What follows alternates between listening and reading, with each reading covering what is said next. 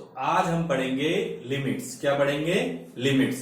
तो लिमिट्स में मैं सबसे पहले तुम्हें बताऊंगा डायरेक्ट सब्स्टिट्यूशन मेथड, कि जो डायरेक्ट सब्स्टिट्यूशन मेथड में क्या करते हैं, हम डायरेक्ट लिमिट को रखते हैं और डायरेक्ट लिमिट को रखने के बाद हमारा आंसर आ जाता है। तो देखिए कुछ ऐसे क्वेश्चन जिसमें डायरेक्ट लिमिट रखने से आंसर आ जाता है। जैसे पहला एक क्वेश्चन करता हूं, limit x tending to 0 2x square plus 3x plus 4 divided by x square plus 3x plus 2।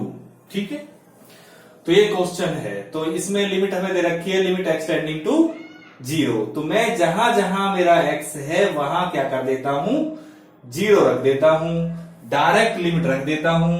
तो 2 और ये क्या हो गया, 0 की 2 प्लस 3, यहां 0 प्लस 4 डिवाइडेड बाय 0 की 2 जमा 3 0 जमा 2।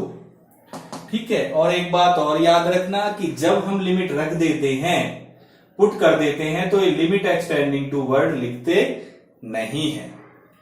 तो मैंने क्या करा, जहां जहां मेरा x है वहां मैंने लिमिट एक्सटेंडिंग टू 0 रख दिया। भाई 0 का स्क्वायर करें या गुणा करें वो तो 0 ही होता है। तो 0 प्लस 4 डिवाइडेड बाय 0 प्लस 2। तो क्या आ गया, 4/2। तो कैंसिल करते हैं तो कितना आ गया मेरा आंसर, 2 आंसर आ गया। समझ गए? तो बहुत ही आसान था। हमने क्या करा इसमें कि जो लिमिट दे रखी है, यहां दे रखी है हमें लिमिट एक्सटेंडिंग टू 0, तो जहां जहां x है वहां पर मैंने क्या कर दिया, 0 रख दिया, और 0 रखने के बाद हमारा आंसर 2 आ गया। ठीक है, चलिए एक सवाल और करते हैं जरा, जिससे कंसेप्ट बिल्कुल क्लियर हो जाए। सेकंड क्वेश्चन है, limit x tending to 0 x की पावर 10 जमा x की पावर 5 जमा 1 डिवाइडेड बाय x माइनस 1। ठीक है, तो मैं क्या करता हूं, यहां दे रखी है मुझे लिमिट एक्स टेंडिंग टू 0, तो मैं जहां जहां x है वहां क्या करूंगा, 0 रखूंगा। तो क्या आ गया ये, 0 की पावर 10 जमा 0 की पावर 5 जमा 1 डिवाइडेड बाय 0 माइनस 1। ठीक है, तो क्या आ गया ये, 0 जमा 0 जमा 1 डिवाइडेड बाय 0 माइनस 1। 0 की पावर कुछ भी हो वो तो 0 ही होता है। तो क्या आ गया ये हमारा, 1/-1, यानी कि -1 आंसर। तो इसमें हमने क्या करा, बहुत ही आसान था। इसमें हमें क्वेश्चन में दे रखी थी लिमिट एक्सटेंडिंग टू 0, तो मैंने यहां जहां जहां मेरा x था वहां मैंने 0 पुट कर दिया, और जैसे ही 0 पुट किया हमारा आंसर आ गया -1। तो ये ट्रिक होती है डायरेक्ट सब्स्टिट्यूट, कि डायरेक्ट आप लिमिट रखो और आपका आंसर आ जाए। लेकिन कभी कभी कुछ क्वेश्चन ऐसे आते हैं जो इंपॉर्टेंट क्वेश्चन है, कि जैसे ही हम लिमिट रखते हैं तो 0/0 फॉर्म बन जाती है। कौन सी फॉर्म बनती है, 0/0 फॉर्म बन जाती है। देखिए जब डायरेक्ट लिमिट को रखते हैं तो हमारी फॉर्म बनती है 0/0 फॉर्म। इसका नाम क्या है, इसे बोलते हैं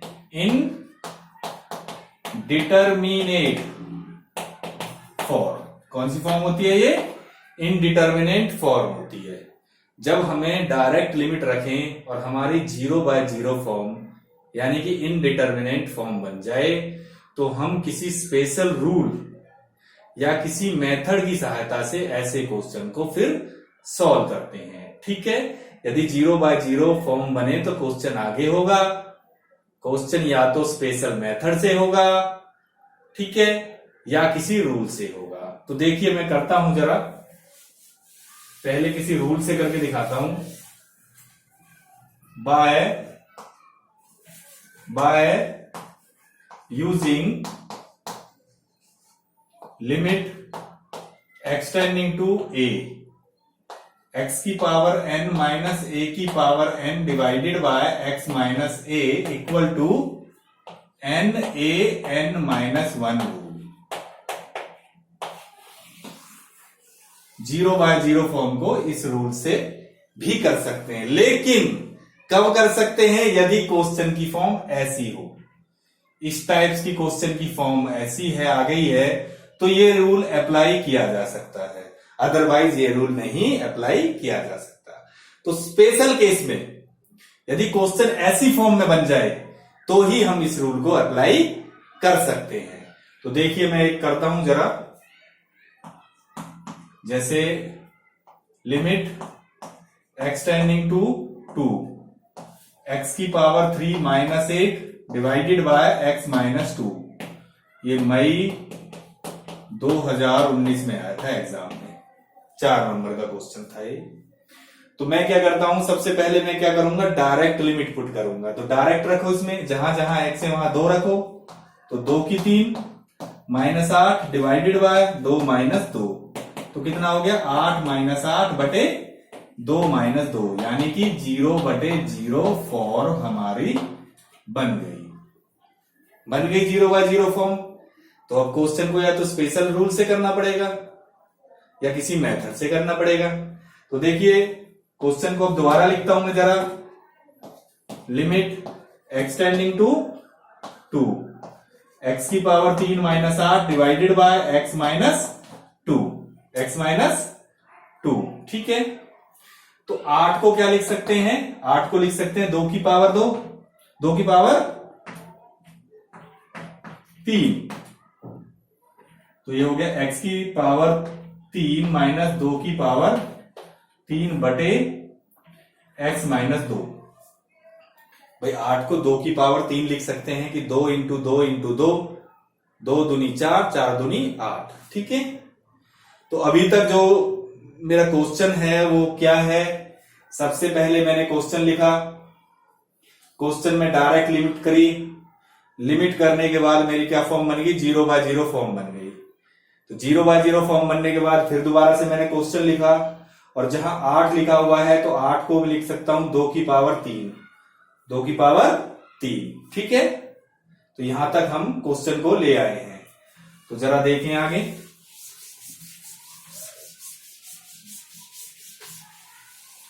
क्या है अभी, कहां तक आ गए हम, limit x tending to 2 x की पावर 3 2 की power 3 divided by x minus 2। तो ध्यान से देखो, ये जो क्वेश्चन है इस फॉर्म में बन गया है, तो इस रूल की फॉर्म में आ गया है, तो ये रूल यहां अप्लाई हो सकता है। तो देखिए यहां n जो है हमारा 3 है, a हमारा 2 है। फार्मूला क्या है, limit x tending to a x की पावर n माइनस a की power n divided by x minus a equal to n a n minus 1। तो यहां लगा दिया हमने, ये रहा हमारा n और ये रहा हमारा a। तो क्या हो जाएगा, n यानी कि 3, a यानी कि 2, n माइनस 1 यानी कि 3 माइनस 1, क्योंकि यूजिंग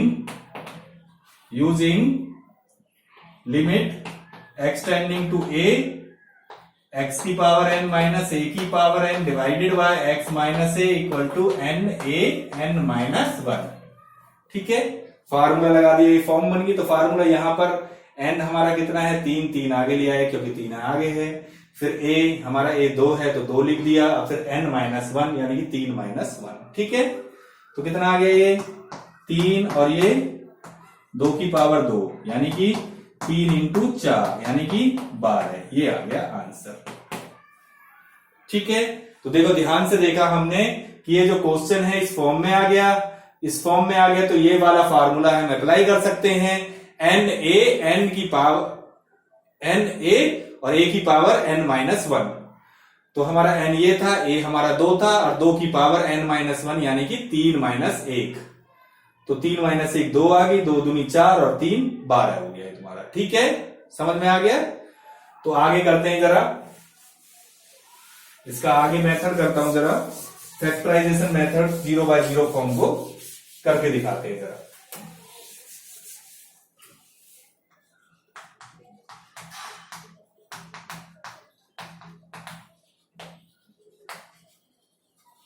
फैक्टराइजेशन मेथड, जब कभी 0 बाय 0 फॉर्म हो और उसके फैक्टर हो रहे हो तो हम फैक्टराइजेशन मेथड लगा सकते हैं। जैसे कि मैं एक क्वेश्चन करता हूं, इंपॉर्टेंट क्वेश्चन है, limit x tending to 2 x minus 2 divided by root x minus root 2।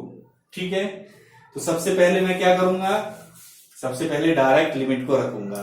तो मैंने डायरेक्ट लिमिट रखी, 2 रख दिया, तो 2 माइनस 2 डिवाइडेड बाय √2 माइनस √2। जहां x था वहां हमने 2 रख दिया, तो कौन सी फॉर्म बन गई? 0/0 फॉर्म हमारी बन गई। कौन सी फॉर्म बन गई? 0/0 फॉर्म बन गई। तो नाउ फिर क्वेश्चन को दोबारा करना पड़ेगा भैया। तो नाउ क्वेश्चन को दोबारा लिखते हैं। Limit x tending to 2 x minus 2 divided by √x minus √2। ठीक है, तो मैं एक बात बता देता हूं, जैसे कि ये 2 है तो इसे लिख सकता हूं √2 का स्क्वायर। किसी भी नंबर को हम उसके रूट का स्क्वायर लिख सकते हैं। क्यों लिख सकते हैं ये भी बता सकते हैं कि जैसे 2 रूट का मतलब 1/2 होता है और 2 का स्क्वायर, तो इस 2 से ये 2 कट जाएगा, तो आंसर तो 2 ही आएगा। आंसर हमारा 2 ही आएगा। तो इसका मतलब क्या हुआ? इसका मतलब हुआ कि किसी भी नंबर को उसके रूट का स्क्वायर लिख सकते हैं, क्योंकि स्क्वायर से रूट कट जाता है, ये ना, रूट से ये स्क्वायर कट जाता है। ठीक है, तो यानी कि 2 को लिखने का तरीका, किसी नंबर को लिखने का तरीका रूट का स्क्वायर भी लिख सकते हैं, क्योंकि यहां रूट है यहां रूट है, तो इन दोनों को भी मैं रूट की फॉर्म में लिख सकता हूं। तो क्या आ जाएगा ये? लिमिट x टेंडिंग टू 2, इसे लिख सकता हूं √x की 2 और इसे लिख सकता हूं √2 की 2 डिवाइडेड बाय √x माइनस √2। भाई क्यों लिख सकता हूं? क्योंकि x को लिख सकता हूं √x का स्क्वायर और 2 को लिख सकता हूं √2 का स्क्वायर। ठीक है भाई, ये क्यों लिखा मैंने? क्योंकि नीचे डिवाइडेड में रूट था, तो इसे भी मैंने रूट की फॉर्म में लिया है। तो अभी तक मैं यहां तक जो करते हैं यहां तक बताऊं, तो मैंने करा क्या है? पहले डायरेक्ट मैंने लिमिट रखी है। जैसे ही मैंने डायरेक्ट लिमिट रखी तो कौन सी फॉर्म है? 0/0 फॉर्म है। 0/0 फॉर्म आने के बाद फिर मैंने दोबारा क्वेश्चन लिखा। जहां x था, क्योंकि यहां नीचे रूट है ना, तो मैंने इसको भी, x को भी रूट का स्क्वायर लिख सकते हैं। मैंने बताया किसी भी टर्म को उसके रूट का स्क्वायर लिख सकते हैं, तो किसी नंबर को उसका रूट का स्क्वायर लिख सकते हैं। लिख दिया। ठीक है, तो यहां तक आ गया समझ में? ठीक है, तो इससे आगे करते हैं जरा।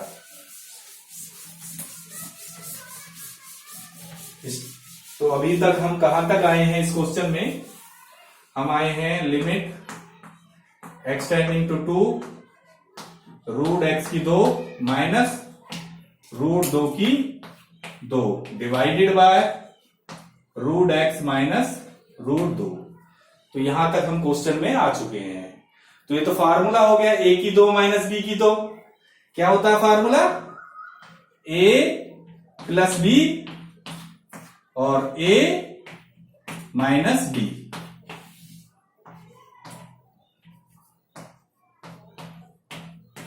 ठीक है, लिमिट x टेंडिंग टू 2, क्योंकि फॉर्मूला होता है ना a की 2 माइनस b की 2 equal to a plus b और a माइनस b। तो यहां पर हमने ये फॉर्मूला लगाया डायरेक्ट। देखिए a की 2 माइनस b की 2, यानी कि a plus b a minus b। ठीक है, तो देखिए अब इससे एक कैंसिल हो गया, इसे काट देते हैं। तो बचा क्या? Limit x tending to 2 √x plus √2। ठीक है, अब हम लिमिट को पुट कर देते हैं। लिमिट कितनी है? x टेंडिंग टू 2, तो जहां x है वहां हमने 2 रख दिया, तो क्या आ गया? √2 जमा √2 कितना आ गया ये? यानी कि ये आ गया हमारा 2√2। ये आंसर आ गया 2√2, हमारा ये आंसर आ गया। ठीक है, तो क्या करा हमने इसमें? हमने इसमें जो है, देखिए फॉर्मूला बन गया था हमारा a की 2 माइनस b की 2, तो a plus b a minus b, ये दोनों कट गए, तो बचा क्या? √x plus √2। अब हमने लिमिट रख दी, लिमिट x टेंडिंग टू 2, जहां x था वहां 2 रख दिया, तो √2 प्लस √2, तो क्या आ गया? 2√2। क्या आ गया? 2√2। ठीक है, ये हमारा आंसर है। तो अब करते हैं हम इंफिनिटी वाले भी एक क्वेश्चन को कर लेते हैं जरा, जिससे हमारा कंसेप्ट बिल्कुल इंफिनिटी तक क्लियर हो जाए।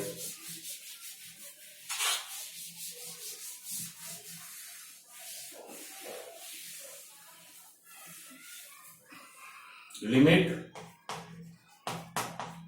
x tending to infinity type question. Limit x tend to infinity type के जो क्वेश्चन होते हैं तो उनमें हम ये चेक करते हैं कि x की पावर कौन सी ज्यादा है, किस टर्म में x की पावर ज्यादा है। तो जिस टर्म में x की पावर ज्यादा होती है तो वो x की पावर जितनी ज्यादा है, जैसे मैं बात करूं x की 3, x की 2, x, तो कौन सी ज्यादा हुई, x की 3 ज्यादा हुई। तो x की 3 को न्यूमरेटर से और डिनोमिनेटर से डिवाइड कर देते हैं। किससे करते हैं, न्यूमरेटर से और डिनोमिनेटर से डिवाइड कर देते हैं। याद रखना, हमेशा पहले देखते हैं कौन सी x की पावर ज्यादा है तो उससे न्यूमरेटर को और डिनोमिनेटर को डिवाइड करते हैं, उसके बाद इसे सॉल्व करते हैं। जरा देखो, मैं कंसेप्ट को क्लियर करता हूं तुम्हारे को। जैसे क्वेश्चन है limit x tend to infinity 3x की पावर 3 जमा 4x घटा 6x जमा 1 डिवाइडेड बाय 2x की 3 जमा x स्क्वायर घटा 5x जमा 7। ठीक है, तो अब देखिए इसमें यहां लिखा हुआ है स्क्वायर है ये भी, तो यहां देखिए यहां लिखा हुआ है x लिखा हुआ है, यहां x की 2 लिखा हुआ है और यहां x की 3 लिखा हुआ है। तो कौन सा ज्यादा हुआ, x की 3 ज्यादा हुई ना। और एक बात और याद रखें, यदि डायरेक्ट लिमिट पुट करता हूं तो इंफिनिटी बाय इंफिनिटी फॉर्म बन जाएगी, क्योंकि इंफिनिटी में कोई सी चीज जोड़े या कोई सी चीज घटाएं वो तो इंफिनिटी ही होता है। तो इसीलिए मैं सीधा डायरेक्ट सवाल करता हूं। तो इसमें देखने का तरीका क्या है, यहाँ x है, यहाँ x की 2 है, यहाँ x की 3 है, तो कौन सी ज्यादा हुई पावर, x की 3 हुई। तो x की 3 को मैं क्या करूंगा, न्यूमरेटर से भी डिवाइड कर दूंगा और डिनोमिनेटर से भी डिवाइड कर दूंगा। तो करते हैं 3x की 3 डिवाइडेड बाय x की 3 जमा 4x की 2 डिवाइडेड बाय x की 3 घटा 6x डिवाइडेड बाय x की 3 जमा 1 बटे डिवाइडेड बाय x की 3 अपॉन, अब इसे भी डिवाइडेड करो, 2x की 3 डिवाइडेड बाय x की 3 जमा x की 2 डिवाइडेड बाय x की 3 घटा 5x डिवाइडेड बाय x की 3 जमा 7 बटे x की 3। और लिमिट क्या आ रही है, limit x tending to infinity.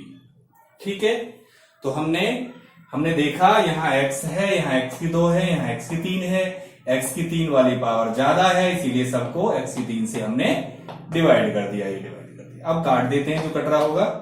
तो यहाँ 2 था, यहाँ 3 था तो 1 बचा, यहाँ 1 है, यहाँ 3 है तो यहाँ 2 बचे, और यहाँ तो पूरा कट गया, यहाँ 1 बचा और यहाँ 2 बचा। ठीक है, तो क्या बच गया हमारा, यहाँ बचा इसमें 3, यहाँ क्या बचा 1, 4 बटे x घटा 6 बटे x की 2 जमा 1 बटे x की 3 डिवाइडेड, ये क्या हो गया 2 जमा 1 बटे x घटा 5 बटे x की 2 जमा 7 बटे x की 3। ठीक है, तो अभी तक हमने इसमें देखिए सवाल में इंफिनिटी के में करा क्या है। इंफिनिटी के जो क्वेश्चन होते हैं उनमें हमने x की टर्म को देखा, ज्यादा वाली टर्म x की 3 है, तो x की 3 से मैंने सबको डिवाइड कर दिया। डिवाइड करने के बाद मैंने जो कट रहा हो उसे काट देते हैं, तो कटने के बाद हमारा ये वैल्यू बची। ठीक है, यहां तक आ गया समझ में, यहां तक क्लियर है, आगे चलें। ठीक है, तो देखिए अब हम देखते हैं कि हम कहां तक आ गए इस क्वेश्चन में। इस क्वेश्चन में आए हैं हम limit x tend to infinity 3 जमा 4 बटे x घटा 6 बटे x की 2 जमा 1 बटे x की 3 अपॉन में क्या है 2 जमा 1 बटे x घटा 5 बटे x की 2 और जमा 7 बटे x की 3। ठीक है, इसे मैं मिटा देता हूं जरा। तो यहां तक हम आ गए। अब limit x tend to infinity है, तो मैं जहां जहां x है वहां वहां क्या रखता हूं, इंफिनिटी रखता हूं। तो 3 जमा 4 बटे इंफिनिटी घटा 6 बटे इंफिनिटी की 2 जमा 1 बटे इंफिनिटी की 3 अपॉन 2 जमा 1 बटे इंफिनिटी घटा 5 बटे इंफिनिटी की 2 जमा 7 बटे इंफिनिटी की 3। ठीक है, तो देखिए मैं जानता हूं कि इंफिनिटी की 2 भी इंफिनिटी होता है और इंफिनिटी की 3 भी इंफिनिटी ही होता है। तो क्या आ गया ये 3 जमा 4 बटे इंफिनिटी घटा 6 बटे इंफिनिटी जमा 1 बटे इंफिनिटी डिवाइडेड बाय 7 जमा 7 नहीं 2 जमा 1 बटे इंफिनिटी घटा 5 बटे इंफिनिटी जमा 7 बटे इंफिनिटी। क्यों भाई, क्योंकि इंफिनिटी की 2 भी इंफिनिटी होता है और इंफिनिटी की 3 भी इंफिनिटी ही होता है। ठीक है, अब एक ये रूल भी ये भी जानते हैं कि 1 अपॉन इंफिनिटी क्या होता है, 0। 1 अपॉन इंफिनिटी क्या होता है, 0। तो ये आ गया हमारा 3 जमा 0 घटा 0 जमा 0 बटे 2 जमा 0 घटा 0 जमा 0, क्योंकि 1 बटे इंफिनिटी हमारा क्या होता है, 0 होता है। तो जिसके डिवाइडेड में इंफिनिटी है वो सब क्या हो जाएंगे, 0 हो जाएंगे। तो हमारा आंसर क्या आ जाएगा, ये आ गया हमारा आंसर 3 बटे 2। क्या आ गया, 3 बटे 2 आंसर हमारा आ गया। तो बहुत आसान था, हमने x की पावर 3 को डिवाइडेड किया, यहां तक आ गया। उसके बाद क्या करा, limit x tend to infinity है तो इंफिनिटी जहां जहां x है वहां इंफिनिटी लगा दिया। उसके बाद क्या हुआ कि जो इंफिनिटी का स्क्वायर है वो भी इंफिनिटी है और इंफिनिटी की 3 वो भी क्या है, इंफिनिटी है। और 1 अपॉन इंफिनिटी क्या होता है, 0। तो ये 0 होगी सारी टर्म, तो 2 बटे 3 ही बचा, तो 2 बटे 3 हमारा आंसर हो गया। तो यहां तक ये था लिमिट्स का पार्ट 1। अगली क्लास में हम कराएंगे लिमिट्स का पार्ट